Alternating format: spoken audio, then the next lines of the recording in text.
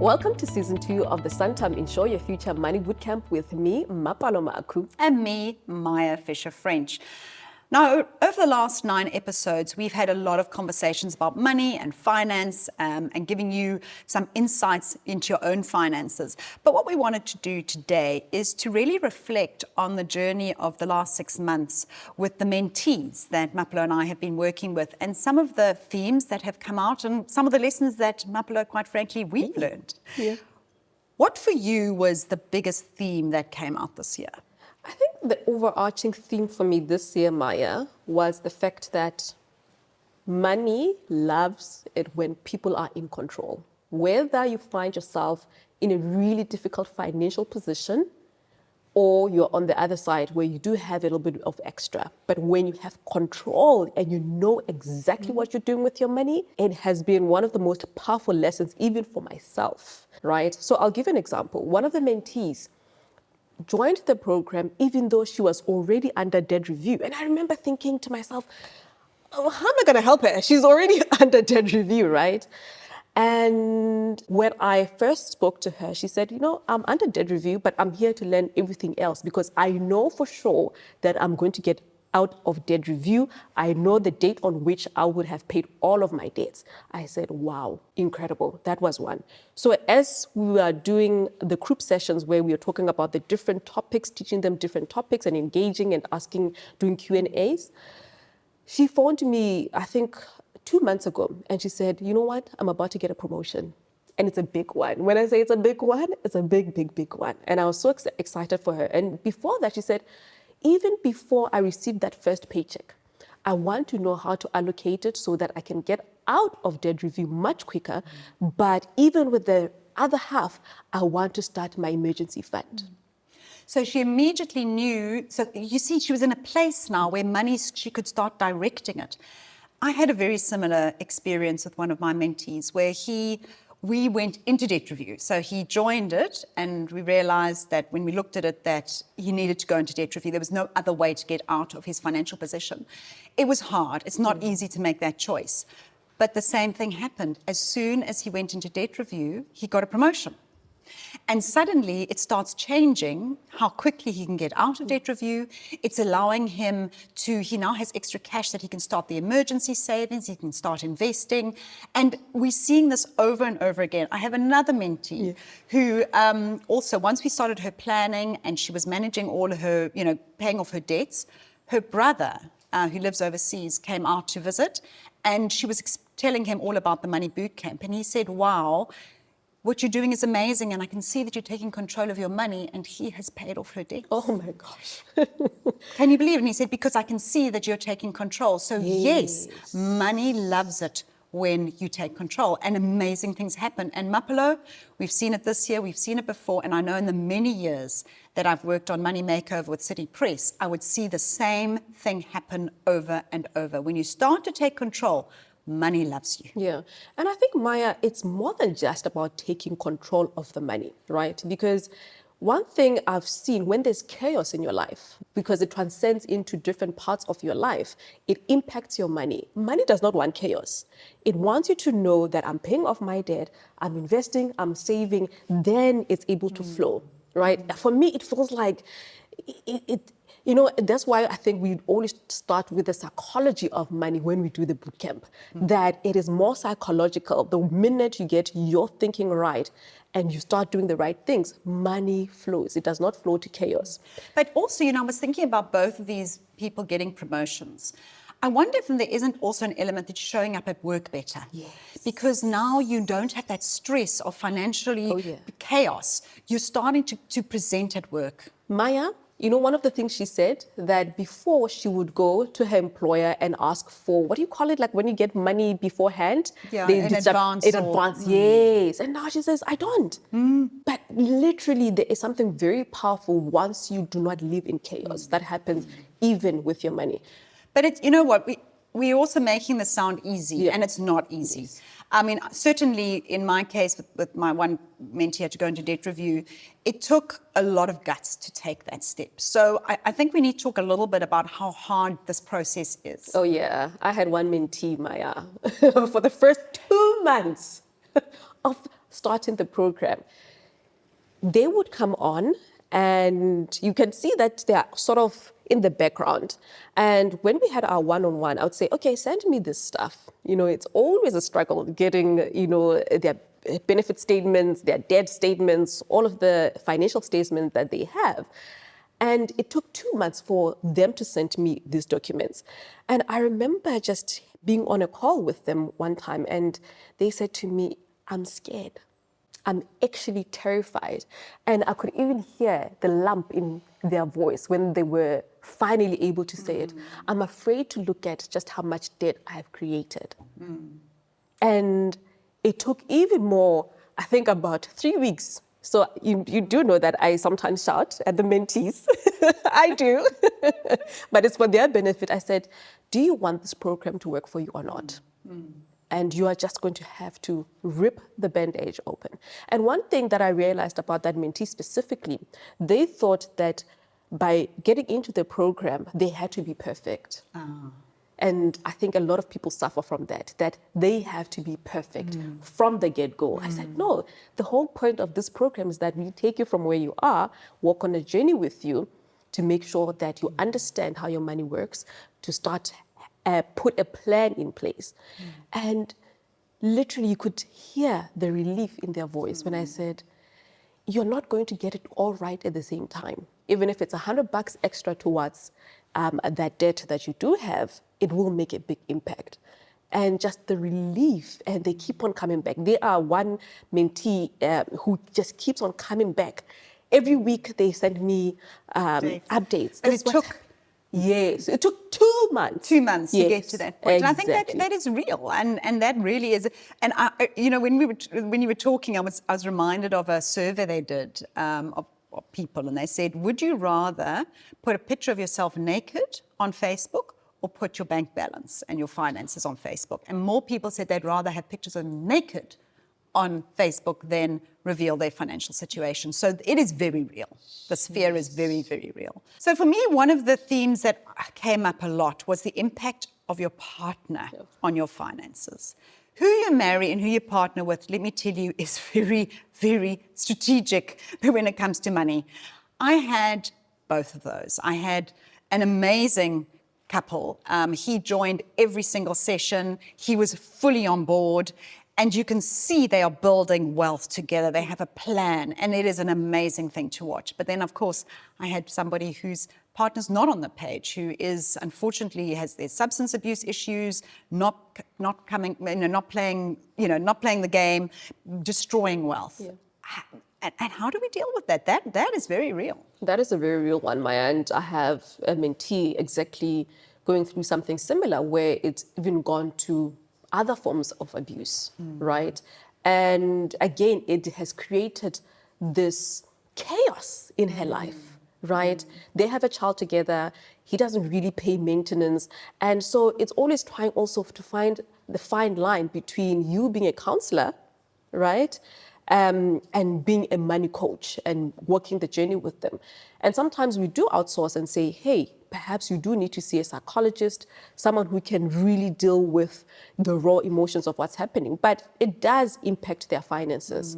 If you have a partner who is not contributing to the well-being of your child, it means now more money is coming from you, even though you're trying to fix your finances. But I am happy to say, because we've been walking this journey together, they were able to pay off their debts. So at least they freed up the money to be able to do other stuff that their partner is not doing at the moment. But I think partners are really a big challenge. And I think for many people, often it actually starts with some sort of marriage counseling to try and resolve some of those issues. And I think if your partner's not prepared to even start talking to you about money or revealing their financial position, it's a very big red flag. In fact, I would say that entering into marriage, before you get married to someone, if you cannot have money conversations, it is not going to end well.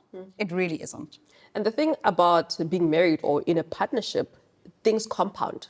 Right? If you can't have those conversations, you are going to have bigger problems around your finances. So effectively, who you marry or who you decide to partner with, it is one of the biggest decisions you will ever make, not just for your well-being, but your finances as well.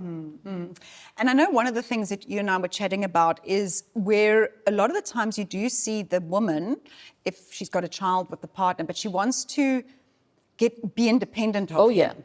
And then she doesn't want to ask for financial support because if she asks for that support, that gives them some kind of emotional leverage. And that's also another big challenge. It's a very big challenge. And I think for me, that's when we can say, let's take a look at what does the law say? What does the law say? Every parent, no matter who you are, you need to take care of the people you've brought into the earth. So sometimes we even consult with lawyers to say, you have to have something in writing, right? It's not about you want something from this person, this is for their child. And, it's laughable, actually, Maya. It is absolutely laughable, the amount that people will say, oh, I'm giving my child X amount, and yet they spend so much on themselves. Do you know how much it costs to have a child and to make sure that you're running a successful household? It is absolutely laughable. And anyone who is listening, I know I'm shouting now. You're definitely on your high horse, yeah? Yes, I'm on my high horse right now. If you have a child and you're not supporting them, I have a very specific word for you, but I will not say it here. What really bothers me, okay, maybe we just is that unfortunately most of the time the child is living with the mother. Yes. And a mother doesn't get to say, I can't afford to put food on the child on the table. How does a father get away with it? And we see this in the maintenance courts. It's like, well, I can't afford it. But she doesn't have that choice. So yeah, I agree with you. I think a lot more work needs to be done. Needs to be done on supporting children. Yeah. But another one that also came up, I think, is we often, people who join these programs are often in financial difficulty. But sometimes which Mapta and I do have to tell you, we really enjoy it. We've got people who do not have financial difficulties, and they just want to do more with what they have. But sometimes these types of people find it difficult to actually spoil themselves. Oh yeah, I have exactly someone like that. And I think it goes back to money personalities. What is your money personality? And I would say the specific mentee, she is a saver. Okay, she does not want to spend a penny. And I remember we were in the session together and she says, oh, Mapalo, I wanted to increase my pension fund contribution, but I was looking at it that, I'll be left with a very little amount at the end of the day. I said, what is the point? Why are you doing this? What are you scared of? Right? And she said, so she's totally maximizing out more than she needs. Maya? And I think about our interview with Wynand in our last episode. Know the number. Exactly. But if she's saving more than the number. Yes. She's doing all the right things. She has her pension fund, she's matching what the employer's contributing. She increases it every year. She has a retirement annuity. She has a discretionary fund. She has life cover. She has, income protection. She has the basic stuff, and she's very young. So she is starting off on the right foot. But she wanted to do more. She was saying, oh no, I want to increase by X amount. And I said, but it leaves you with absolutely nothing. Absolutely nothing at the end of the day. And I said to her, it's okay. You're on the right track. What is it that you want to do for your birthday next year? She's turning 25. And she said, yeah, but I was worried that I said, let's save for your birthday. So it's okay also. You're still saving. Exactly. But it's for something. Exactly. So I had also very similar, one of my mentees, she can't spoil herself. And there is a bag, a Louis Vuitton bag that she wants. Yes. But she said she just feels too guilty buying it. So we've created a fund to start saving towards it. So it's the same thing, so that when you reach the number, you feel like you deserve it. Because it's all about tricking our minds, isn't it? But you get some people just stick it on the credit card and they pay, and say, well, I'll figure it out. But there are other people who just don't believe they are worthy of spending money on themselves. And there you have to trick your mind into saying, actually, you are worthy because you worked for it, you put the money and saved the money towards it. So we're often dealing with these psychological issues, actually, and because money is all very, very psychological. Yeah. Absolutely. Absolutely, Maya. And yeah, I'm a believer on spoiling myself, but doing it responsibly and delaying the gratification for sure. Yeah. And one of the challenges, of course, with spoiling yourself, and I had a few mentees this year who are single women with no children. And let me just tell you, by the way, if you do not have children, you have a lot of extra money. Oh. But what they were finding is that their families now expected them to do more for the extended family. It was like, but it's fine, you don't have kids, so you can do more for us. And the demands from family is another theme that I picked up this year. Oh, yeah. One of the mentees, she is not in financial trouble whatsoever. She is so good with her budgeting. I mean, she likes cricket and rugby. She even has pockets to say, okay, I know it's rugby season this time around. I'm buying tickets. I'm saving for it. Because she doesn't have children, her family, every once in a while, those who do have children say, hey, well, Maya, we know you don't have kids, so clearly you have quite a lot of money. And I said to her, surely because you've brought it up in this session, it's something that bothers you. Because she's like, I'm actually not able to save as much as I want to because I know that I always have to help out. So that's one. But also even with her, they had this storage, right, that they were all paying, contributing towards. Now she doesn't need the storage, but she keeps on paying for it because, what will my family say? And one thing that worked with her is giving her deadlines to say, you are going to action this, you are going to call your family and tell them that, I no longer need this, so you are going to have to split it amongst you. But I found that even with the program, sometimes people just need someone who will give them permission. They need permission. Exactly. Yes. Listen, I'm somebody who often needs permission. I often phone Mapelo for permission. So I think that finding somebody who can give you permission. I was actually remembering a story you were telling me about a broadcaster that you know. Yes. Who also, if she would fly to Cape Town on holiday and then her family would say, but how can you afford to do that? We need money. Yeah. And there's this constant guilting. Absolutely, Maya. And she is doing well for herself, but she didn't have the amount of money that people thought she had. Because that's another thing. When you're a broadcaster, people think, or they see you on social media or on TV, people think, oh my goodness, multi-millionaire, billionaire even. And she would have these uncles and aunts and everybody else, extended family, who would call her, hey, Maya, can you give me X amount? And eventually, when she learned to say no, because it was a process, before she would feel guilty, like, okay, I don't have that many responsibilities, I can make a sacrifice here. But eventually, when she learned to say no, let's say she would book herself a flight to Cape Town for a holiday, or sometimes even with work, right? She would get a call immediately, because I saw that you were in Cape Town, but you told me that you don't have money. So for me also, there's that entitlement sometimes that comes with our families that we must be quite vigilant about. So one of my mentees had taken even a step further, where she had used her credit score to open up cards and loans for families. So the family would come to her and say, I need a 50,000 Rand loan, but I don't qualify. Will you open up in your name and I'll repay it? Now, they were actually paying it, thank goodness, because often it usually happens they don't, but it was shooting her credit score out because she looked over indebted.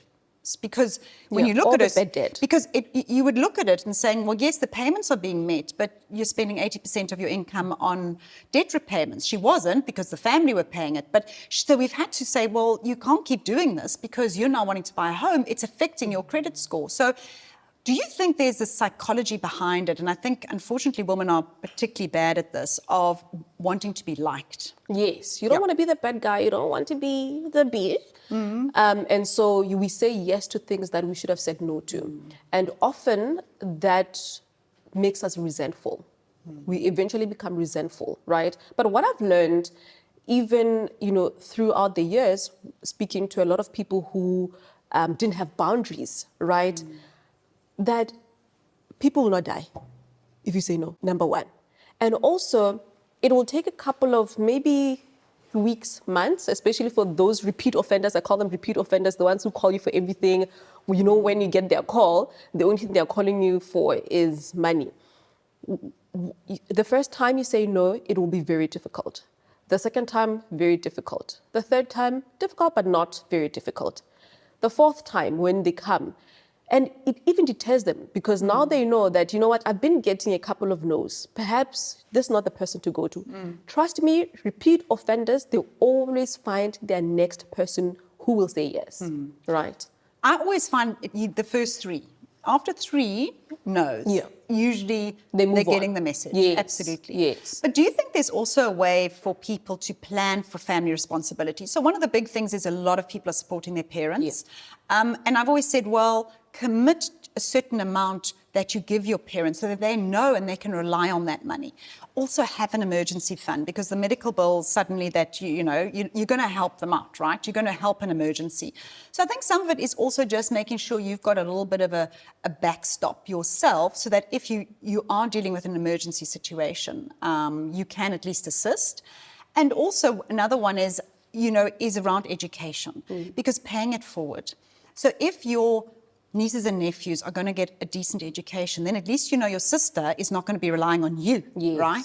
Yes. So some of that can be making, starting a little bit of a fund so that you can help with registration costs. So, but it starts to become something that you're empowering yourself and you've saved towards and you can commit to rather than being an ATM, rather than just getting these random calls. Do you think there's a way that we can integrate that into the... I'll give my own example, Maya. My own sister helped with registration fees. She helped with some of the school fees when I was in university. But I think sometimes we talk about the person giving most of the time. We forget to direct conversation to the one being gifted. I think there's a massive responsibility on someone who's receiving help, right? To say, and I'm using my own example, I thought I'm getting the help. Yes, my parents are paying, but my siblings are also chipping in. I do not want this to continue for more than 3 years.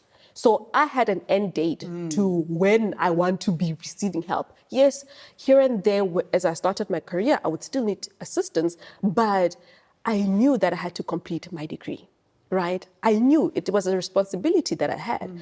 And I wanted one day for me to help somebody else. So I think maybe let's have a different conversation when it comes to helping family. Yes, some people, they have to continue helping their parents. That's a different case.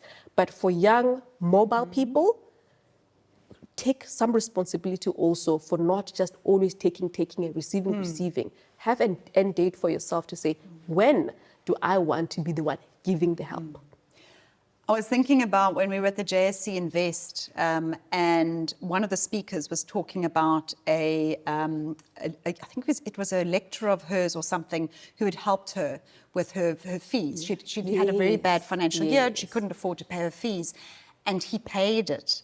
And many years later, when she was very successful in her career, she found him, and he actually, he was struggling a bit financially, and she had calculated if he had invested that money and for the return he would have had, and she gave it back to him as a lump sum. I am getting goosebumps. So that is about gifting. Yes, when you receive something, appreciate it and find a way to pay it forward or pay back or to make a difference in someone else's life. And I think you're right. That's a very important approach. Absolutely, Maya, 100%. Well, Mapelo, I feel a bit sad. This brings us, it's the end of season 2. It's the end of our second, well, we've actually been doing this for 3 years, but we've done two seasons of podcasts. Yes.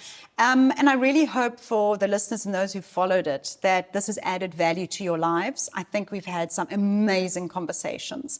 And for those of you who may only be listening to this for the first time, go back to season 1, go back to season 2, listen to them. I promise you the value of the information and content will be, it will transform your lives. No, absolutely, Maya. As always, I've thoroughly enjoyed it, and I've just loved seeing the transformation of all the mentees, and they have such good stories. Absolutely. So remember to go back and listen to all those amazing stories. Cheers for now.